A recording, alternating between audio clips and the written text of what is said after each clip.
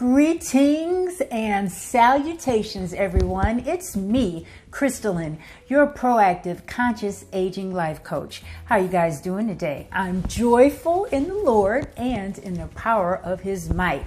You know, sometimes I like to say greetings and salutations. It makes me feel, kind of classy and everything. It also makes me laugh, and I hope it makes you guys laugh too. Today is a beautiful day in Michigan. Summer is here. It's sunshiny, and I'm having a wonderful day, and I hope you guys are too. Thank you so much for tuning into my channel. If you're new here, please give this video a thumbs up. Share the video. Don't forget to subscribe, and please hit that notification bell so you can get my videos just as soon as I upload them. And to all my returning subscribers, thank you, and I appreciate you so very much. Now, let's get into the video. I have a couple of items that I want to talk with you guys about today. And so first I call them the housekeeping items. So now if you really just came to hear these next castor oil results, you can just kind of fast forward a little bit into the video and go directly there, because I have a couple of things that I want to talk about first of all. And number one, I want to take a little survey and see if any of you guys would be interested in seeing me do some vlogging about my pageant preparation. I know a couple of you guys did express interest in that, and if you're interested, I will do some vlogs and tell you about how I'm preparing for my pageant. You know, a lot goes into pageant preparation. You don't just get up on stage and all of a sudden you're named the queen. There's a lot that goes into it. So I'd like to share that with you if you like to hear it. So I'm just going to tell you a little bit about it. I'm going to participate in the Ms.Senior Michigan pageant next month. I think it is July 29th. And so I'm so excited about it, and I've been talking just a little bit about it. I put it in my big announcement video. Another thing that I wanted to bring to your attention is I told you that a new feature in my videos was going to be showing you whatever I got new the previous week. And I had been a little remiss on that, not because I forgot, but because I just didn't get anything, okay? So today I'm going to share what I got this week with you, and this is relating to the pageant. I did find my gown, and I'm so glad I did. Right now it's being altered because the straps were a little bit too long and showing a little bit too much right there. So I'm having them shortened so I can be appropriately classy, okay? So I got these shoes though. Look at these. Look at that. I think they are so gorgeous and beautiful. I don't know if you can see the sparkles. And I like this kind of heel. You can see how wide it is. And I like that because when you're on stage, you have to be very sure-footed. I don't want to be teetering around on stiletto heels on the stage. You know, I want to be able to walk properly. So I got these, and they fit like a dream. I got them from DSW, and I was really blessed to get them because they usually don't even have my size. I wear size 11. So these are my shoes, and my dress is also silver. Now, when I get the dress, I may show it to you, but I'm definitely not going to model it for you because I don't want anyone to see me in it before the day of the pageant. I'm not superstitious, but I don't want anybody else who may be looking to see what I'm wearing. I know you understand, ladies. So let me just tell you a little bit more about the pageant, and then we're going to move on. I could have done a separate video, but it's just not that much, so I'm doing it here. I hope you don't mind. What are you judged on in the pageant? First of all, you are judged on your poise. You're judged on the judge's interview. your philosophy of life, and that's also known as the evening gown competition. Each contestant is supposed to express a philosophy of life during that time. And then instead of a bathing suit, we have a talent competition. So it's those 4 areas that we will be judged on in this pageant. And out of all those areas, the one that makes me the most nervous is going to be the talent portion. I'm going to do a motivational speech that I wrote. It's not very long. We only have 2 minutes and 45 seconds to do our talent, but that's going to be the hardest for me. I think I will ace that judge's interview and the evening gown competition. And of course, you all know how poised I am, right? So I'm not worried about those, but you know, I'm a little nervous about the talent, but that's okay. We're all nervous about something sometime. So I wanted to share that with you and just ask you if you'd like to see some vlogs. And the reason why I'm asking you about that is because, you know, the YouTube algorithm goes crazy. If you do anything different, it's so rigid, it will not push your videos out. So I really need to know if you want to see that, because sometimes the algorithm just won't show anything if I do any video that doesn't have castor oil in it, you know, or whatever is trending for that week. So let me know in the comments and then we'll take it from there. So that's my first housekeeping item that I wanted to share with you. And what else do I have? Okay, let me move on. Let's talk about this castor oil update. So about a month ago or so, I did my 30-day castor oil update. And I did promise that I would continue to update you as I went. So I got a comment from Esha last night. And she said that she was going to start her castor oil detox, and she was looking forward to it. And she texted me and she commented many times, and I was so happy to see that. And I had a ball texting with her. So I said, well, I'm going to do my castor oil detox for this month too. So I did start the detox this morning at about 5:25 a.m.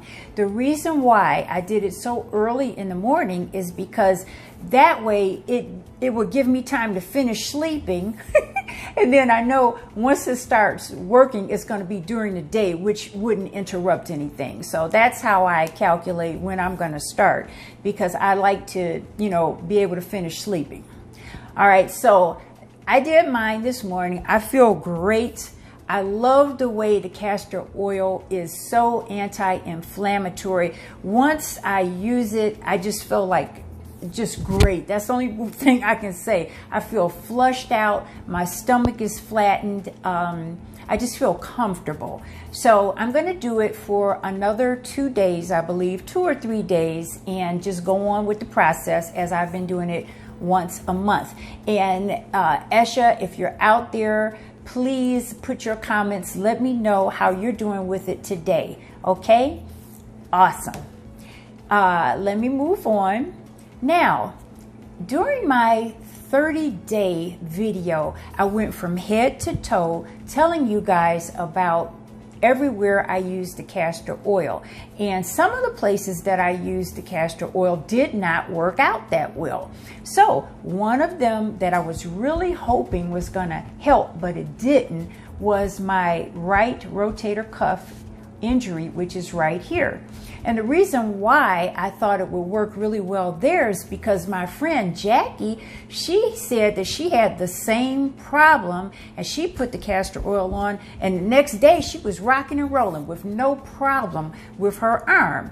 So I used it, and don't you know, nothing happened, okay? It was like crickets, okay?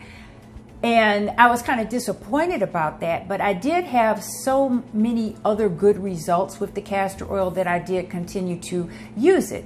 You guys know me though. I did my research on why that might happen, and I'm going to tell you why.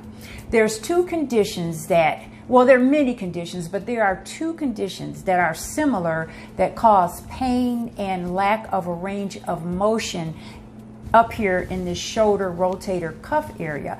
One of them, of course, is a rotator cuff injury to this area. The other one is called adhesive capsulitis. It's also known as frozen shoulder.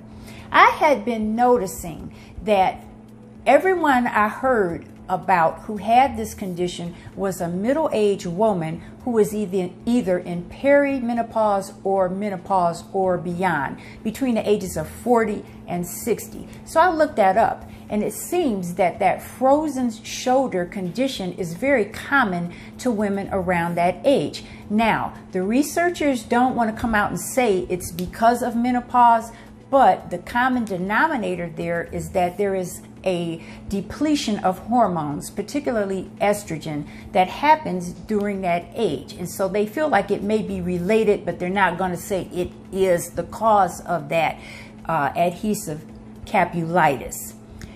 So a frozen shoulder happens where the shoulder is so frozen that you can barely move it. There's a lot of pain, so it keeps the person from being able to do their hair, use their arms for anything else that they would use their arms and hands for, and it is very restricting. So they have to get therapy, they have to get cortisone injections, sometimes even surgery. However, surgery is always the last option. So that is adhesive capsulitis. Now, what I have is a torn rotator cuff injury.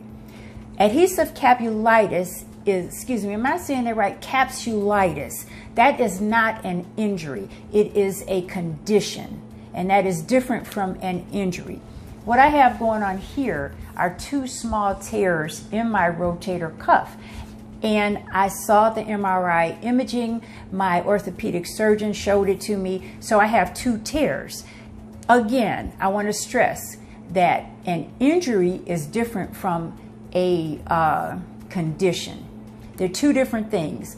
I did not realize what she was referring to. And Jackie, if I'm wrong, you can put it down in the comments. But I believe that that is what the problem was, because the way she was able to just put that castor oil on and the next day, her arm was all over the place, full range of motion. She could go to her Zumba class and everything. You know, that tells me that that wasn't an injury, but it was that condition. Because what happens with the castor oil is it takes down inflammation. So if you have anything, you know, like arthritic pains, joint pains, you can put the castor oil on it and it will help to a certain extent. Now, since my the castor oil that I put on my shoulder did not work and the pain was excruciating, I went ahead and got a cortisone injection after several months. Actually, I had been going to physical therapy for it, and I was doing a great job. My physical therapist then made me do some exercises with a TRX band, which messed it all up again. Okay, I was highly upset.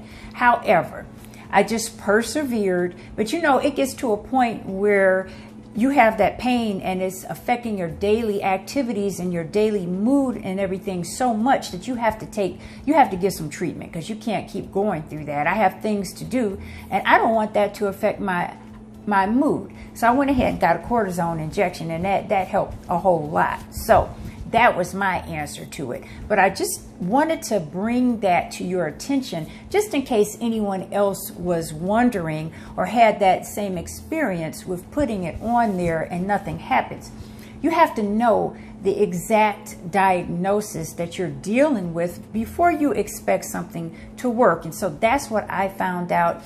I made a mistake of thinking that those conditions were the same, but they aren't. Both of them cause that kind of pain. In fact, with my rotator cuff injury, it was pain all the way down my elbow, all the way down the right side of my back, just radiating pain. And that is similar to what happens with that frozen shoulder. So you can see how you could get it confused. So that's what I found out about that and why that castor oil didn't work. But I'm going to move on, because I did have a very unexpected, great result that I wanted to bring to you today. And let me tell you what it is, okay? So as I'm using my castor oil, and I'm using it on my eyelids and on my hair and everywhere. Where else did I use it? Oh, I put it in through my navel. I told you guys about that. I'll get back to it. And a lot of times I would have some extra castor oil on my hands. And so what I did with that, I would take it and rub it on my knees just to, you know, get rid of it off my hands. I rubbed it on my knees and down my legs. Oh, and I also have been using it on the soles of my feet. So I often would have a little extra. I put it on down there. So what was happening? The other injury that I had was the torn meniscus in my right knee. And that injury, it was, you know, I can't say if it's totally healed, but I'm going to claim it in the name of Jesus. I had no pain over the last few months. I did my own physical therapy. I went back to the doctor. The swelling was gone down almost completely. The only thing that was holding on, oh, the pain was gone. Okay, that's the first thing you want gone, right, is the pain. So that was gone. The only thing that was kind of holding on, which was really interesting, is down on my ankle, just near my ankle bone, was some inflammation. A little swelling on either side of my ankle that looked like a little golf ball or something in there. It wasn't hard, it wasn't painful, but it was swelling and it was abnormal. When I compared it to my other leg, I could see the difference. Well, let me tell you something. I was rubbing that castor oil on my knees, rubbing, and I didn't pay any attention to it for a couple of weeks. And don't you know, I looked down there and it was gone.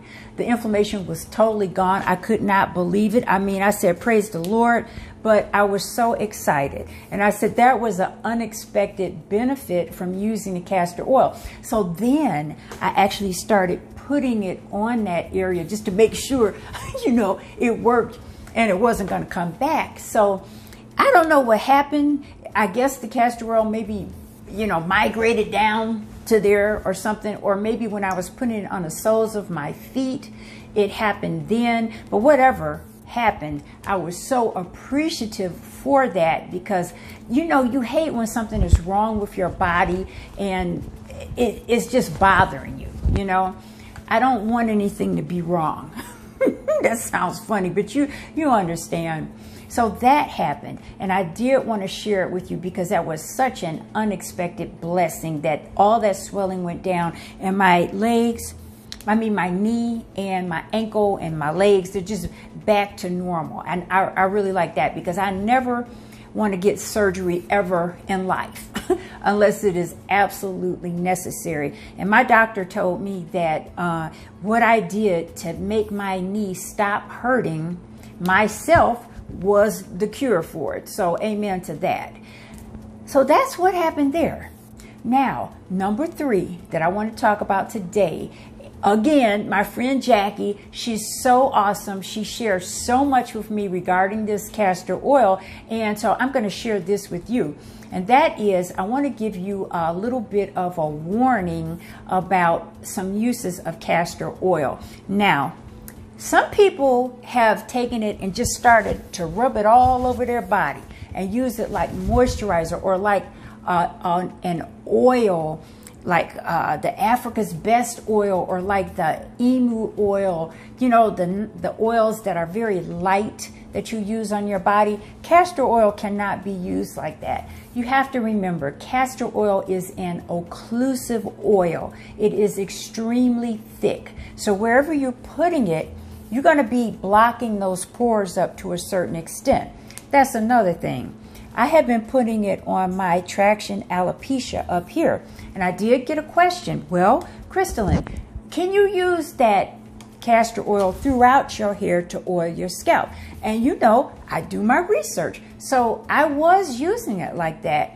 I had to stop though. It was too heavy. It was too oily. It was drawing too much like dirt from the atmosphere to my hair. I kid you not. I could tell the difference. I had to stop using this castor oil.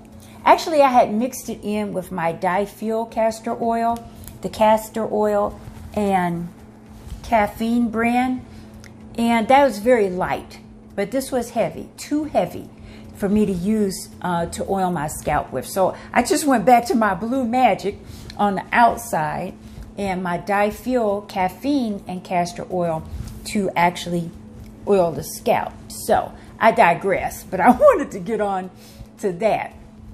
However, so that's kind of a warning as well. If you're thinking about using it for that, you might want to hold up because it's just too occlusive, and it does draw dirt to your hair and scalp when you use it that way. I had to come out here in the light so you could see the area that I was talking about that got that unexpected good result from the castor oil, and that is right here between my ankle and my foot. There was a big swelling of inflammation like the size of a golf ball on both sides, but after using the castor oil on my knee, it went down. And it went down so imperceptibly, I didn't even notice it, until maybe about 4 weeks later. So I really appreciate that. It was a surprising result of my castor oil use. So as I was saying, some people have taken to using the castor oil all over their body, just like a moisturizer or a lotion. And some people have broken out with a rash, and they are surprised about it. And I'm going to tell you, don't be surprised, because sometimes you're allergic to things. So what I would recommend is, if you're thinking about using it in that kind of way, or wherever you're thinking about using it, do a patch test, okay? Just take a little tiny bit like this. Let me show you. You can just get it out of the bottle or out of the cap. Just take a little bit on your finger and put it wherever it is that you're thinking about using it, okay? And let that go for 24 hours and see what happens. I always recommend you guys to use a patch test or do a patch test with anything that I show you, because I don't want you to have an allergic reaction because of something that I showed you. I just drank some water. So yeah, I want you to be aware of that you can be allergic to it. The other thing is, I was using it under my eyes right there, and I really like doing that because it was reducing my under eye puffiness. But what happened? I started to get some little tiny milia under there. And so what that was coming from is because, again, castor oil is very occlusive. So what it was doing was blocking my little under eye skin pores and making that milia happen. So I had to stop that. And even over here on the side of my eye, I was getting a little allergic reaction. I did notice that. So I had to stop using it there. I do continue to use it on my non-existent eyebrows and also on my lashes. I had no ill effects there, no allergic reactions. I'm using it there. I'm also still using it in my navel. Now, if you haven't watched any of my previous videos where I talked about that, you can use castor oil to go in your umbilicus. You put a little bit in there, and then you massage the rest of it around that area. And you can put a cotton cloth over it just to keep the castor oil from getting on your night clothes or whatever. Some people put a heating pad on it. I never did. I would just use my little flannel cotton patch and just lay with it on there for about 30 minutes. It only takes maybe 15 to 30 minutes for it to absorb into your system anyway, and then you can take that off. So what happens with that is, it is also a very gentle stimulant for you to go to the bathroom. And it works, I didn't know it, but the umbilicus is kind of like another gateway into your body. And it is right there in the area that you need that castor oil to work. So you might want to try that as an introduction before you take it orally. All right. And also, I want to remind you, if you don't like the taste of castor oil, and like, who does, okay, you can put it into a nice sweet tasting juice, which is what I always do. I enjoy juicing my fresh juice, my orange and pineapple juice. I put it in there. You can't taste anything. It's a little oily tasting, of course, but as far as a bad taste, you can't taste it, okay? So Let me see. Did I tell you guys everything I wanted to tell you today? I think I did. If you have any questions, put them down in the comments section. And also remember, let me know if you'd like me to do some vlogging about my pageant preparation. If you also have had any kind of allergic reactions to castor oil that you want to let people know about, please put that in the comments section too. I appreciate you guys so much.